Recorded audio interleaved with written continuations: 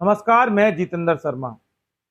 Pink city press club के इस महासंग्राम में खजाने के लिए यानी कि कोष के लिए जो तारणहार है, यानी कि कोष की रखवाली करने के लिए, यानी कि खजाने के मालिक बनने के लिए कोषाध्यक्ष पद पर 3 उम्मीदवार इस बार खड़े हुए हैं। डीसी जैन, अनिल त्रिवेदी और गिरिराज गुर्जर। तीनों के बारे में बारीकी से हम आपको इनका जो हिसाब किताब बताएंगे कि आखिर क्या कुछ जनता के बीच में, यानी कि प्रेस क्लब जनता, यानी कि प्रेस क्लब के वोटर्स के बीच बीच में, आम जनता वो नहीं जो देश की जनता होती है, सिर्फ प्रेस क्लब की जनता, जो प्रेस क्लब के वोटर होते हैं, जनता का मतलब उनसे है। डीसी जैन पहले कोषाध्यक्ष यानी ट्रेजरर रह चुके हैं और रहते हैं, उसके बाद फिर लड़ते नहीं है, या फिर जब एक बार हार जाते हैं तो फिर वो दूरी बना लेते हैं। और उसके बाद इस बार जब इन्होंने 2024-25 में जो ताल ठोकी है, यानी कि नामांकन भरा है, उम्मीदवारी और दावेदारी जो ठोकी है, अब उसको लेकर काफी एक डिस्टेंस और एक काफी गैप बन गया है।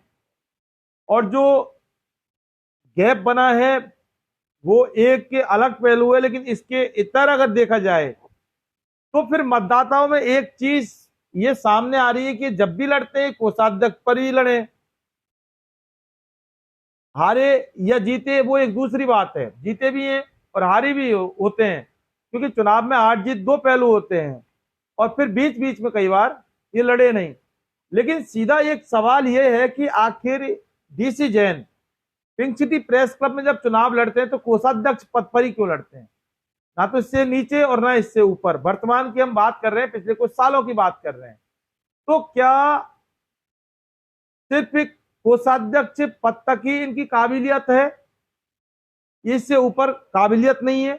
जैसा कि अभी कोषाध्यक्ष राहुल गौतम रहे, और राहुल गौतम जब रहे तो उन्होंने कोषाध्यक्ष के बाद तुरंत प्रभाव से महासचिव पद की दावत जारी ठोक दी। तो क्या ऐसा कॉन्फिडेंस डीसी जैन के अंदर नहीं है, या कॉन्फिडेंस की लेवल की कमी है, या बिल्कुल मानसिक रूप से इसलिए वो तैयार नहीं होते कि उन्होंने ये सोच रखा है कि मुझे सिर्फ कोषाध्यक्ष पद पर ही लड़ना है और कोषाध्यक्ष से आगे और न पीछे मुझे नहीं जाना है? तो ये एक जो माहौल है, ये अब पत्रकारों के दिल और दिमाग में पूरी तरह से बैठ चुका है। प्रेस क्लब के जो वोटर्स हैं इनके दिमाग में बैठ चुका है, इनके जीवन में बैठ गया है कि आखिर ऐसा कब तक चलता रहेगा।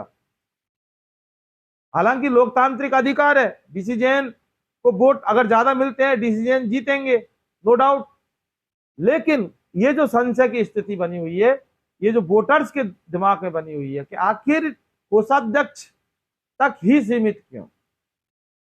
और दूसरा एक गैप। ये दो एक ऐसे जो सवाल हैं, ये दो ऐसी जो बातें हैं, इनका कहीं ना कहीं होकर खामियाजा इस चुनाव में डीसी जैन को उठाना ना पड़ जाए, ये एक बहुत बड़ा एक संशय का विषय है। अनिल त्रिवेदी की बात की जाए तो अनिल त्रिवेदी हमेशा ही कोषाध्यक्ष पद पर ही लड़े, पहले और अलग पद पर रह चुके, वो एक अलग बात है। लेकिन वर्तमान कुछ सालों की बात की जाए तो लगातार चुनाव लड़ते आ रहे हैं। कोषाध्यक्ष पद पर चुनाव लड़ते हैं, फिर ये हार जाते हैं, कोषाध्यक्ष पर लड़ते हैं, फिर ये हार जाते हैं, फिर कोषाध्यक्ष पर फिर लड़ते हैं और फिर हारते हैं, और फिर इस बार फिर कोषाध्यक्ष पर। तो अब ये जो पत्रकार, जो प्रेस क्लब के जो वोटर्स हैं, ये इनके दिमाग में क्या चल रहा है? जब हमने कई लोगों से बात की तो चीज सामने निकल कर आई कि आखिर अनिल त्रिवेदी अगर कार्यकारिणी पे अगर लड़ते हैं तो सीधा जीत जाए, कोषाध्यक्ष पद पर अगर बात नहीं बन रही है तो क्या ऐसी स्थिति में अनिल त्रिवेदी को कार्यकारिणी पद पर अगर लड़े जाएं तो फिर ये वहां जीत जाएं, और उसके बाद इनको कोषाध्यक्ष पद पर ये आसानी से जीत हासिल कर सकते हैं, ऐसा वोटर्स का मानना है। क्योंकि ऐसा एक कैंडिडेट और कर चुके, जो सनी अत्र हैं, लगातार 2 बार कोषाध्यक्ष पद पर हारने के बाद फिर उन्होंने जब अपना क्या है कि रास्ता बदल लिया, मंजिल तो वो ही रही प्रेस क्लब की कार्यकारिणी, तो रास्ता बदला उस मंजिल में जाने के लिए। रास्ता बदलने के बाद वो सीधा फिर एंटर किए कहां पर? कार्यकारिणी में, और कार्यकारिणी में पहली बार में जीत के हालांकि दूसरी बार फिर लड़ रहे। तो फिर अनिल त्रिवेदी को लेकर भी ये बातें अब बनाई जा रही है कि आखिर क्या मजबूरी है अनिल त्रिवेदी की कि बार बार कोषाध्यक्ष पर पद पर लड़ते हैं वो, और फिर हार जाते हैं, फिर लड़ते हैं। हारना जीतना दूसरी बात है, लेकिन अनिल त्रिवेदी का जो जो माइंडसेट कोषाध्यक्ष पद के लिए ही क्यों है? क्या वो कोषाध्यक्ष पद से ऊपर डिजर्व नहीं करते?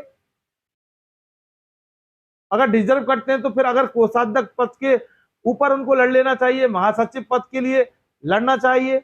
और अगर वहां डिजर्व नहीं करते और यहां अगर बात नहीं बन रही और मंजिल तक पहुंचना है, तो फिर वो फॉर्मूला संयंत्र क्यों नहीं अपना लेते कि वो कार्यकारिणी में आए और कार्यकारिणी में यह अपनी जीत दर्ज कराएं, क्योंकि जनता लेकर भी आएगी।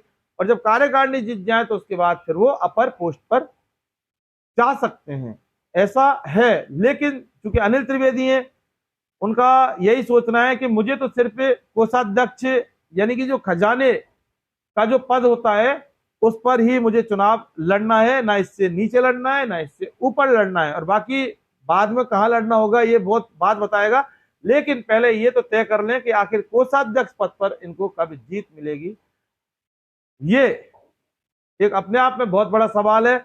और जीत हार दो पहलू होते हैं, लेकिन इस बार अगर जीत होगी तो फिर मतदाता जिताएंगे, लेकिन मतदाताओं के दिमाग में जो कंफ्यूजन बना हुआ है वो आखिर कैसे क्लियर हो। और वो जब कंफ्यूजन क्लियर हो जाएगा तो फिर जीत तय होती चली जाएंगी, लेकिन सवाल वही है और वही रहेंगे अनिल त्रिवेदी के लिए।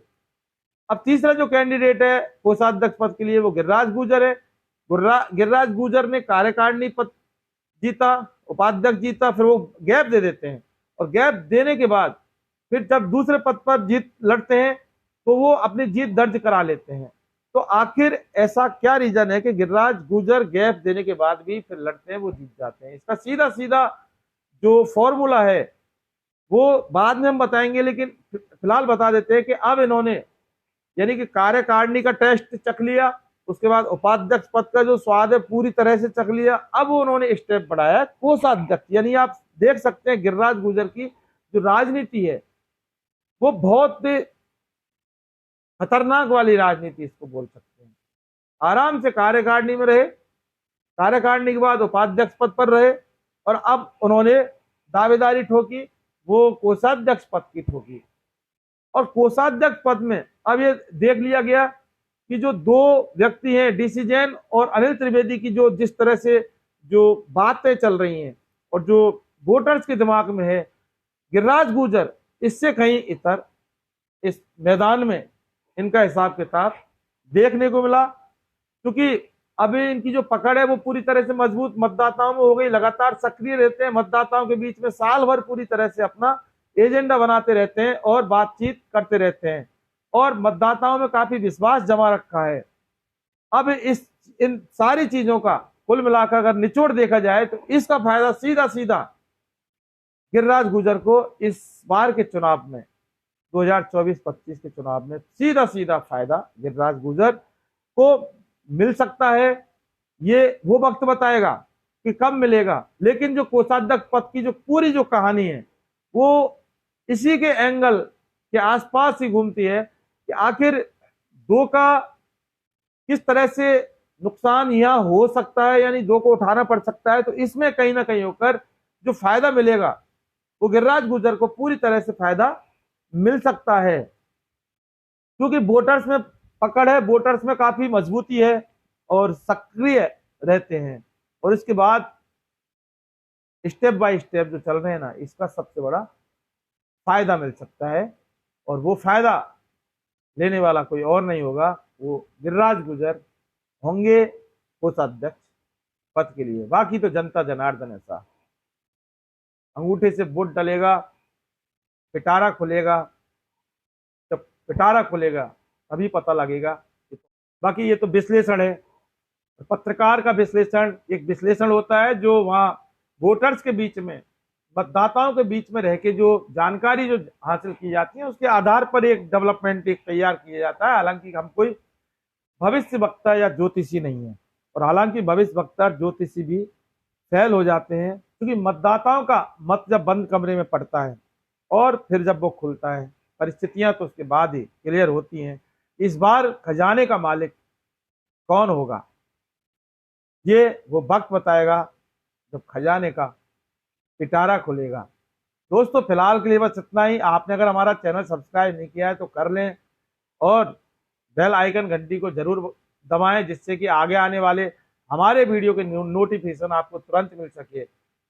और आप अगर चाहें, आपकी दिल और दिमाग अगर सही और ठिकाने पर है, तो फिर स्वतंत्र पत्रकारिता की आर्थिक मजबूती के लिए हमें आर्थिक सहयोग आप कर सकते हैं।